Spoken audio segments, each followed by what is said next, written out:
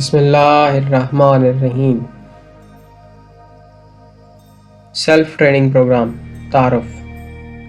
دوستوں، ہم ایک ایسا سلسلہ روحانیت شروع کرنے لگے ہیں جو پریکٹیکل روحانیت پر بیس کرتا ہے۔ ایسی روحانی چیزیں جو پہلے ہمارے جلوس، مجالس، مزارات اور عزاداری مساجد میں عام تھیں، مگر آہستہ آہستہ ہماری بے حسی کی وجہ سے یہ معدوم ہو گئی ہیں۔ ہماری کوشش ہے کہ آپس میں آپ کو اس روحانیت کی طرف ریٹریٹ کیا جائے اور آپ ان تمام عبادات میں وہ روحانی کیفیات کو زیادہ سے زیادہ اپنے اندر محسوس کریں جو پہلے لوگوں میں تھیں۔ دوستوں، آج آپ تمام مذاہب اور مسالک میں دیکھیں، وہاں روحانیت پر کام ہو رہا ہے، سوائے ہماری کمیونٹی کے۔ حتیٰ کہ دجالی شیطانی لوگ تو اس نیگیٹو اسپرچولزم میں اس قدر ایڈوانس کر چکے ہیں جتنا جھوٹ بولا جائے، اور ہم جو شہنشاہ زمانہ اجل اللہ فرج شریف کی نصرت کے دعوے دار اور دجال سے جنگ کے متمنی ہیں، ہمارا دامن ہر طرح سے خالی ہے۔ دوستوں، آپ نے آج کل دیکھا ہوگا کہ محفل میں ایک شخص ہاتھ کا اشارہ کرتا ہے یا ہاتھ پکڑ کر جھٹکا دیتا ہے تو اچھا خاصا معزز بزرگ شخص بھی ناچنا تڑپنا شروع کر دیتا ہے، اور لوگ مذاق اڑاتے ہیں کہ یہ کیا ڈرامہ چل رہا ہے۔ سر، یہ ایک زبردست روحانی تھراپی ہے جس کا بانی گرو راجنیشن اوشو تھا، اور اس کے شاگرد ہر مذہب میں موجود ہیں۔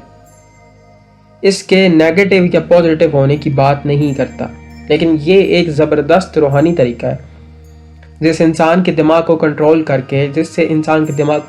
کے ایسی اسپرچول انرجی جنریٹ کی جاتی ہے جو انسان کو تڑپنے پر مجبور کر دیتی ہے، اور وہ روحانی سکون محسوس کرتا ہے، اور ایسا سکون محسوس کرنے کے لیے بار بار وہاں جاتا ہے۔ اس کو سمجھے نشے کی لت لگنے جیسی حالت ہو جاتی ہے، اور وہ پیر صاحب کے اشاروں پر ناچتا ہے۔ اس طرح مراقبہ حال بنے ہیں، وہاں لوگوں کو مراقبے کروا کر اپنی مرضی کی چیزیں دکھائی جاتی ہیں یا زیارات کروائی جاتی ہیں۔ اس طرح رات کو اپنے قریبی حلقے کے لوگوں کے دماغوں کو کنٹرول کر کے سوتے ہوئے اپنی مرضی کے مکاشفات کروائے جاتے ہیں، اور اپنی شخصیت کو ان کے دماغوں میں مضبوط کیا جاتا ہے۔ اس طرح ٹیلی پیتھی سگنلز میسج بھیج کر مائنڈ کنٹرول کیا جاتا ہے۔ اب تو ہیومن ٹیلی پیتھی بوسٹرز بنا کر شہروں میں بٹھا دیے گئے ہیں جو کہیں بھی بیٹھ کر اپنی ٹیلی پیتھی رینج سگنلز کے علاقے کو کنٹرول کرتے ہیں۔ دوستوں، ہر مذاہب والے اپنے اسپرچولزم کو ڈیولپ کرنے کے لیے ایڈوانس کر رہے ہیں، اس کو اسپرچول سائنس بنا دیا ہے، نئے سے نئے طریقے دریافت کر رہے ہیں، کیونکہ وہ جان چکے ہیں کہ مستقبل قریب میں اسپرچول لڑائی ہی ہونا ہے۔